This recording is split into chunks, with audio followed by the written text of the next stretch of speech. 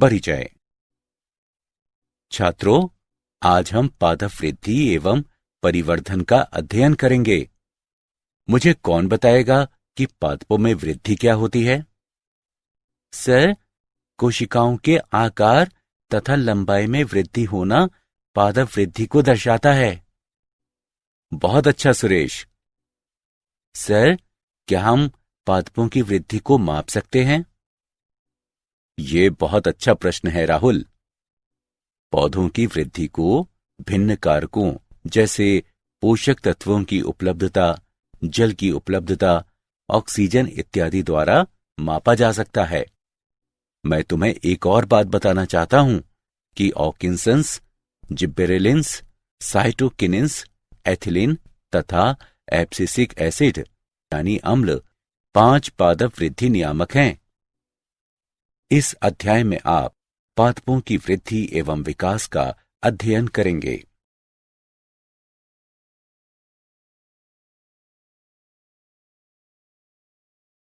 उद्देश्य।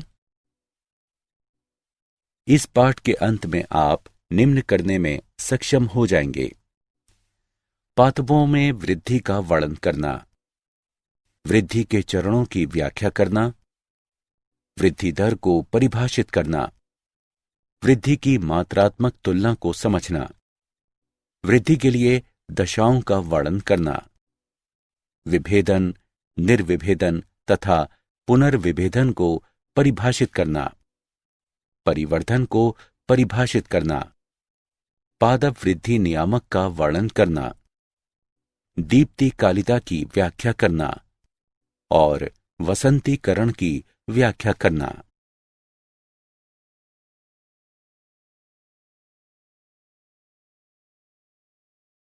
वृद्धि। विभाजन तथा परिवर्धन द्वारा कोशिकाओं के आकार तथा संख्या में अपरिवर्तनीय यानी अनिवृत्त बढ़त को वृद्धि कहते हैं। पादपों में वृद्धि प्रायः अपरिमित होती है। पौधों में ससीमित वृद्धि करने की क्षमता होती है, जिसके कारण उनके शरीर में कुछ खास जगहों पर विभज्ययोतक यानी मेरिस्टेम ऊतकों की उपस्थिति होती है। विभज्ययोतकों यानी मेरिस्टेम की कोशिकाएं स्वयं विभक्त होने में सक्षम होती हैं। विभज्ययोतक की क्रियात्मकता से जब नवीन कोशिकाएं पौधे के शरीर में जुड़ती हैं, तो उसे वृद्धि का खुला स्वरूप कहा जाता है। मूल शिखाग्र विभज्ययोतक तथा प्रारोह शिखाग्र विभज्ययोतक पौधे के दीर्घीकरण के लिए उत्तरदायी होते हैं। द्विबीजपत्री पौधों में पार्श्व विभज्ययोतक, संवहनी कैम्बियम तथा कॉर्क कैम्बियम पौधों की द्वितीयक वृद्धि के लिए उत्तरदायी होते हैं।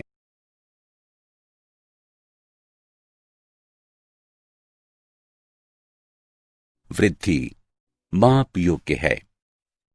पौधे की वृद्धि को भिन्न कारकों जैसे कोशिकाओं की संख्या, ताजी भार वृद्धि, शुष्क भार वृद्धि, कोशिका के आकार में वृद्धि आदि द्वारा मापा जा सकता है। उदाहरण के लिए, तरबूज की कोशिकाओं का आकार 3.5 लाख गुना तक बढ़ सकता है। पृष्ठीय क्षेत्रफल में बढ़ोतरी पत्तियों की वृद्धि को दर्शाती है।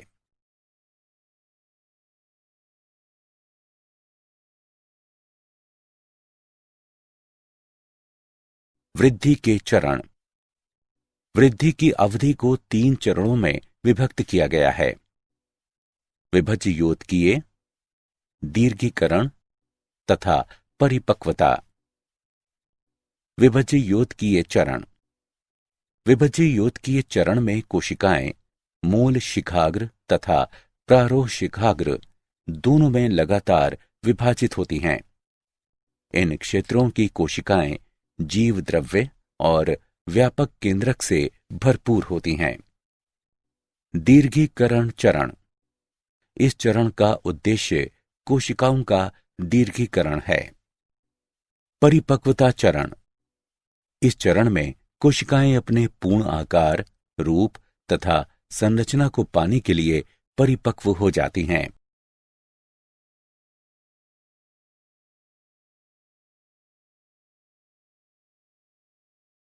वृद्धि की दर। समय की प्रति इकाई के दौरान बढ़ी हुई वृद्धि को वृद्धि दर कहा जाता है। पौधे दो प्रकार की वृद्धि दर्शाते हैं, अंकगणितीय वृद्धि तथा ज्यामितीय वृद्धि। अंकगणितीय वृद्धि। केवल एक संतति कोशिका लगातार विभाजित होती रहती है, जबकि दूसरी परिपक्व होती रहती है। उदाहरण के लिए, निश्चित दर पर दीर्घीकृत होते मूल गणितीय रूप में LT बराबर L0 प्लस RT, जहां LT बराबर टाइम T के समय लंबाई, L0 बराबर टाइम 0 के समय लंबाई, R बराबर वृद्धि दर। अंग की लंबाई समय के विरुद्ध अभिलिखित की गई है, जिसके फलस्वरूप एक रेखीय वक्र पाया गया है।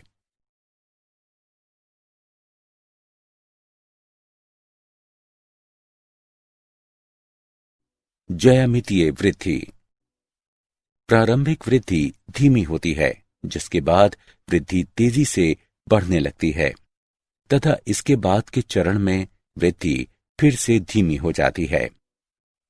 सभी कोशिकाएं, ऊतक तथा अंग इस तरह की वृद्धि को दर्शाते हैं। गणितीय रूप से W1 बराबर W0 ERT, W1 बराबर अंतिम आकार, W0 बराबर प्रारंभिक आकार, R बराबर वृद्धि दर, T बराबर समय में वृद्धि, E बराबर स्वाभाविक लघुगणित का आधार।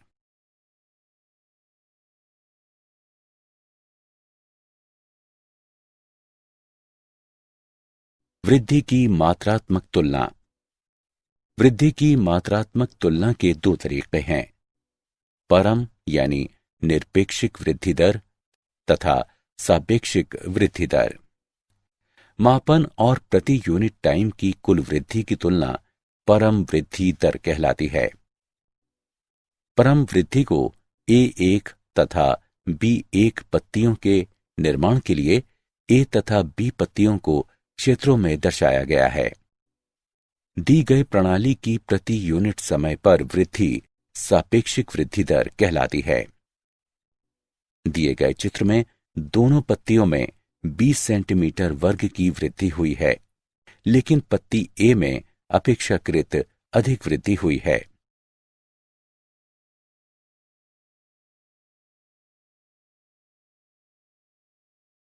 वृद्धि के लिए दशाएं। वृद्धि के लिए निम्न दशाएं आवश्यक हैं। पोषक तत्व। जीव द्रव्य के संश्लेषण के लिए पर्याप्त पोषक तत्वों की आपूर्ति आवश्यक है।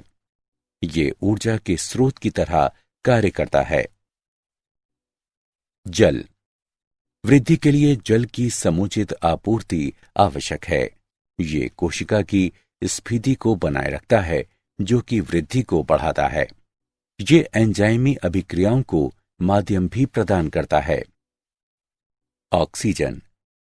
ये श्वसन तथा ऊर्जा के निष्कासन के लिए अनिवार्य है। ताप। वृद्धि के लिए सर्वाधिक वांछनीय ताप इष्टतम ताप कहलाता है, जो कि 28 डिग्री सेल्सियस से 30 डिग्री सेल्सियस तक होता है। 45 डिग्री सेल्सियस से अधिक ताप जीव द्रव्य को क्षति पहुंचाता है तथा वृद्धि को रोक देता है।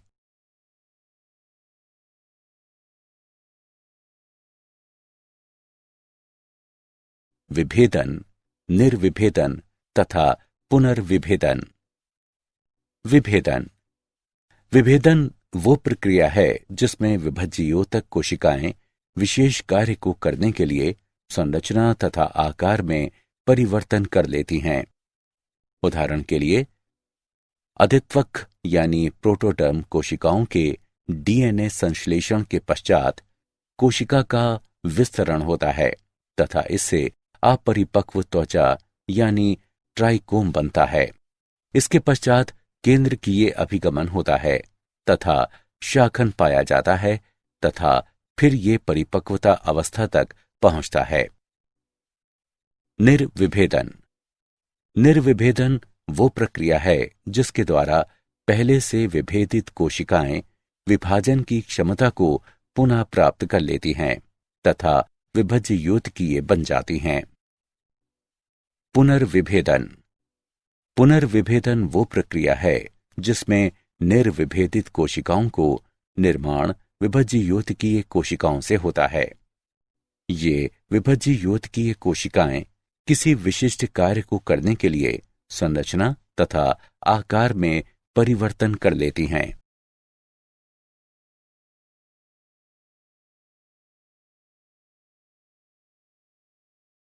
परिवर्धन। परिवर्धन के अंतर्गत एक जीव के जीवन चक्र में आने वाले वे सारे बदलाव शामिल हैं जो बीजांकुरण एवं परिपक्वता के बीच संगठन की निम्न दशा से उच्च दशा में आते हैं। पौधे जीवन के विभिन्न चरणों में भिन्न पथों का अनुसरण करते हैं ताकि विभिन्न तरह की संरचनाओं का गठन कर सकें। इस क्षमता को प्लास्टिसिटी कहते हैं। यदि भिन्न आकार वाली पत्तियां एक पौधे के समान अथवा भिन्न प्रारूप पर उपस्थित होती हैं तो ये अवस्था विषमपर्णता कहलाती है। उदाहरण के लिए लार्कस्पर एवं बटरकप।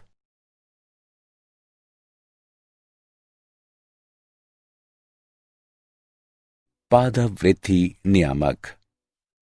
विशिष्टताएं यानी गुण।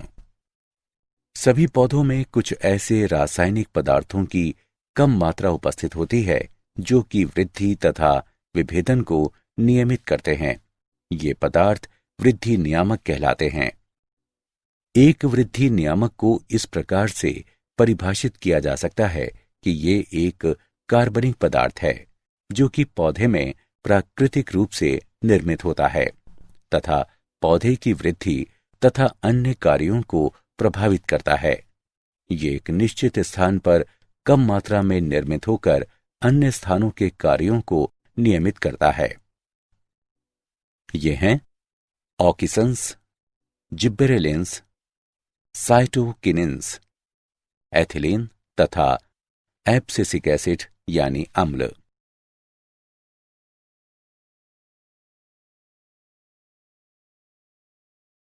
पादप वृद्धि नियामकों की खोज।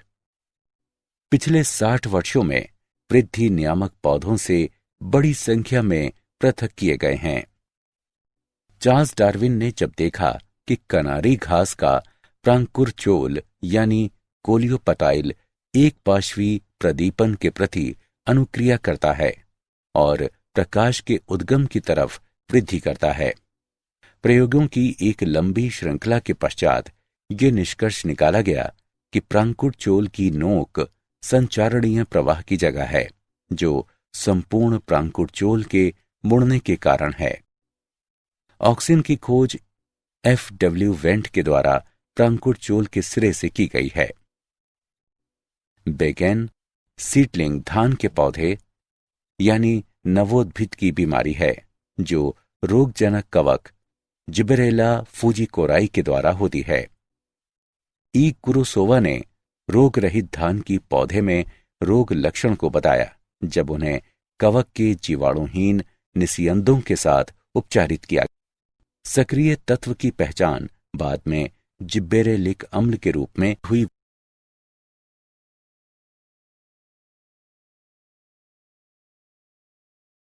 पादप वृद्धि नियामकों की खोज।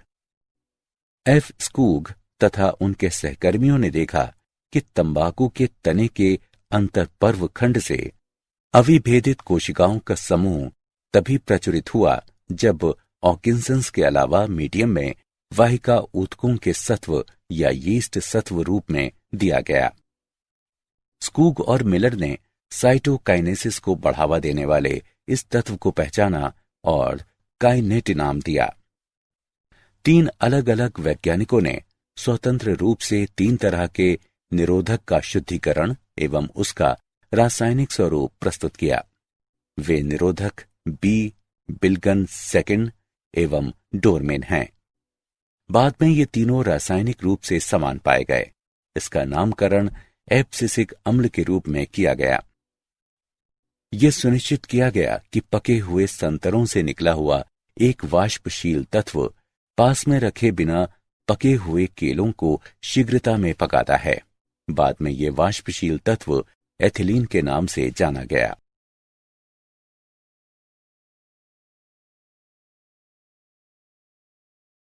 पादप वृद्धि नियामकों का कायकीय शरीर क्रियात्मक प्रभाव। ऑकिंसंस। इंडोल इसेटिक अम्ल मुख्य प्राकृतिक ऑकिंसंस है।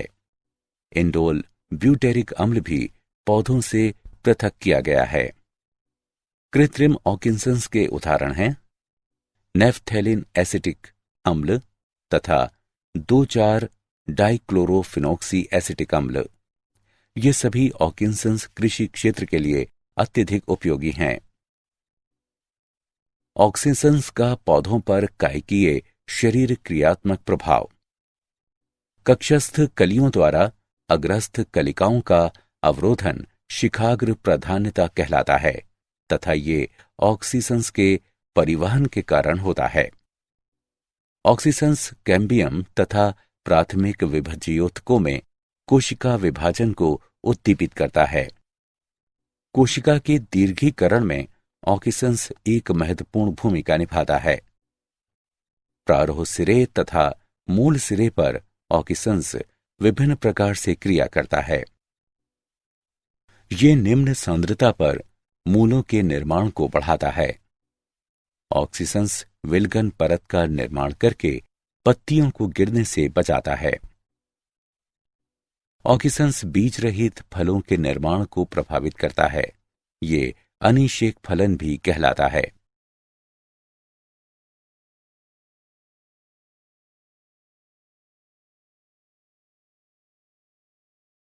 जिब्बेरेलिंस। जिब्बेरेलिंस पादप वृद्धि नियामकों की श्रेणी में आता है। जिब्बेरेलिंस का पौधों पर कायकीय शरीर क्रियात्मक प्रभाव। जिब्बेरेलिंस तने के दीर्घीकरण तथा पत्ती के फैलाव को बढ़ावा देता है, लेकिन ये मूलों यानी जड़ों पर कोई प्रभाव नहीं डालता। जिब्बेरेलिंस सलाद, अनाजों आदि में बीज अंकुरण को प्रोत्साहित करता है। जिब्बेरेलिंस के साथ उपचार करने पर मटर, फली, टमाटर, काली मिर्च, खीरा, सलाद तथा पत्ता गोभी, इन सभी पौधों में पत्तियां चौड़ी तथा लंबी हो जाती हैं। जिब्बेरेलिंस कलियों तथा प्रकंद की प्रसुप्ति को रोक देता है, लेकिन मूल प्रकंद में जिब्बेरेलिंक अम्ल का प्रयोग मूल प्रकंद के विकास को अवरुद्ध करता है। जिब्बेरेलिंस टमाटर, सेब इत्यादि में अनिषेक फलन को उत्पन्न करता है।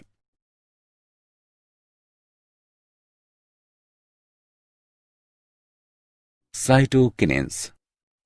साइटोकिनेंस का पौधों पर कायकीय शरीर क्रियात्मक प्रभाव। ऑक्सीसंस की उपस्थिति में साइटोकिनेंस कोशिका विभाजन को उद्दीपित करता है, यहां तक कि अविभज्योतकीय ऊतकों में भी।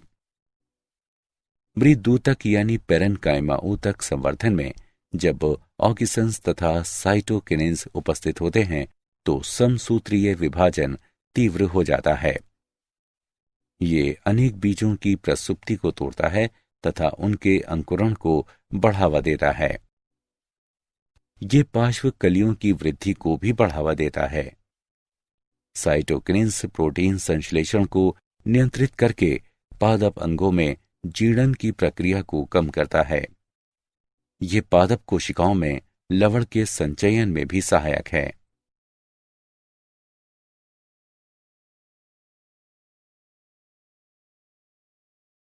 एथिलीन। एथिलीन का पौधों पर कायकीय शरीर क्रियात्मक प्रभाव। ये तनों तथा मूलों के दीर्घीकरण को संदमित करके उनकी वृद्धि को परिवर्तित कर देता है। ये पार्श्व कलियों की वृद्धि को संदमित करता है तथा शिखाग्र प्राधान्यता को उत्पन्न करता है। ये अपच्छेदन यानी विगलन परत के निर्माण द्वारा पत्तियों, फूलों तथा फलों के अपच्छेदन को बढ़ाता है। यह अधिकांश पौधों में पुष्पन को धीमा कर देता है, लेकिन अनानास, आम तथा अन्य कई पौधों में पुष्पन को बढ़ा देता है। यह खीरे के पौधे में मादा पुष्पों तथा फलों की संख्या को बढ़ाता है।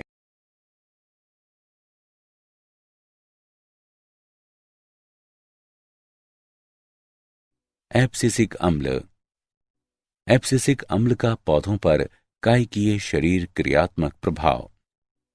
यह तनाव हार्मोन की भांति कार्य करता है तथा स्टोमेटा यानी रंध्र के बंद होने को उद्दीपित करता है। ये प्रारोह वृद्धि को रोकता है, लेकिन मूलों को अधिक प्रभावित नहीं करता है।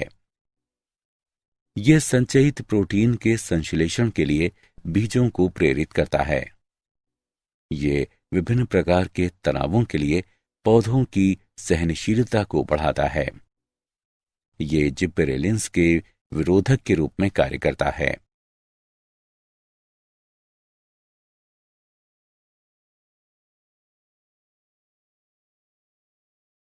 दीप्ति कालिता। कुछ पौधों में पुष्पन सिर्फ प्रकाश और अंधकार की अवधि पर ही निर्भर नहीं करता, बल्कि उसकी सापेक्षिक अवधि पर निर्भर करता है। इस घटना को दीप्ति कालिता कहते हैं। आवृत्तबीजी पौधों के पुष्पन की प्रतिक्रिया को 3 श्रेणियों में बांटा गया है। अल्प प्रदीप्तकाली पौधे। ये पौधे पुष्पन तब प्रारंभ करते हैं जब दिन में यानी प्रकाश की अवधि एक निश्चित क्रांति अवधि की तुलना में कम यानी छोटी होती है। यदि इन पौधों का एक निश्चित क्रांतिक अवधि की तुलना में अधिक अवधि पर छोड़ दिया जाए तो ये कायिक बने रहेंगे। अल्प प्रदीप्तकाली पौधों के उदाहरण कॉस्मोस, डहेलिया आदि हैं। दीर्घ प्रदीप्तकाली पौधे। जब दिन में प्रकाश की अवधि एक निश्चित क्रांतिक अवधि की तुलना में अधिक होती है, तब ये पौधे पुष्पन को रोक देते हैं। दीर्घ प्रदीप्तकाली पौधों के उदाहरण जौ, गन्ना आदि हैं। तटस्थ प्रदीप्तकाली पौधा। इन पौधों में प्रकाश की अवधि एवं पुष्पन प्रेरित करने में कोई संबंध नहीं होता है। तटस्थ प्रदीप्तकाली पौधों के उदाहरण सूरजमुखी, टमाटर आदि हैं।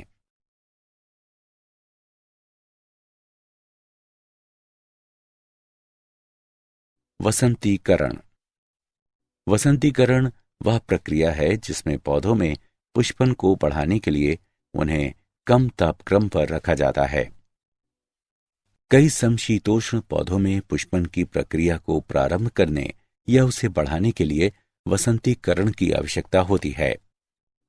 कई पौधों की स्पीशीज यानी जातियां जैसे अरेबिडोप्सिस, थेलियाना के इकोटाइप्स तथा शरद अनाजों जैसे कि गेहूं को शरद ऋतु में ही बोना चाहिए।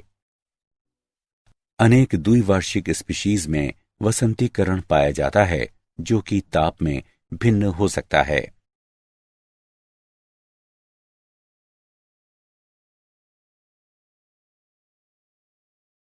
क्या आप जानते हैं पार्श्वमूल परिरंभ से विकसित होती है।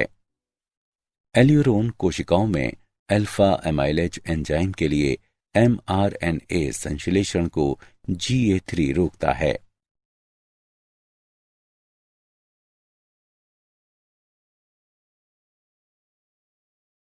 सारांश। आइए हमने जो कुछ सीखा है उसे संक्षेप में दोहराएं। वृद्धि को एक अवयव या अंग या इसके किसी भाग या यहां तक कि एक कोशिका के आधार में अनिवर्त्य स्थायी बढ़त के रूप में परिभाषित किया जा सकता है। वृद्धि के 3 चरण विभज्ययोतकीय, दीर्घीकरण तथा परिपक्वता हैं। समय की प्रति इकाई के दौरान बढ़ी हुई वृद्धि को वृद्धि दर कहा जाता है। पोषक तत्व जल, ऑक्सीजन, ताप वृद्धि के लिए आवश्यक दशाएं हैं। विभेदन वो प्रक्रिया है जिसमें विभज्ययोतक कोशिकाएं विशेष कार्य को करने के लिए संरचना तथा आकार में परिवर्तन कर लेती हैं। निर्विभेदन वो प्रक्रिया है जिसके द्वारा पहले से विभेदित कोशिकाएं विभाजन की क्षमता को पुनः प्राप्त कर लेती हैं तथा विभज्ययोतकीय बन जाती हैं।